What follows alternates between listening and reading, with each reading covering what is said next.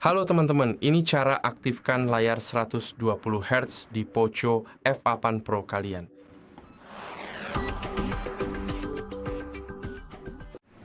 Mari kita buka aplikasi pengaturan, lalu gulir sedikit ke bawah dan pilih bagian tampilan dan kecerahan.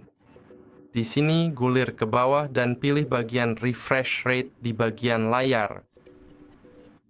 Sekarang kalian harus beralih dari default ke opsi custom. Daftar opsi akan muncul di sini. Ketuk pada bagian itu dan pilih 120 Hz. Sekarang kalian sudah tahu cara mengaktifkan refresh rate ini di Poco F8 Pro kalian. Sukai video ini jika bermanfaat untuk kalian, subscribe channel kami, tinggalkan komentar di bawah, dan sampai jumpa di video berikutnya. Sampai jumpa.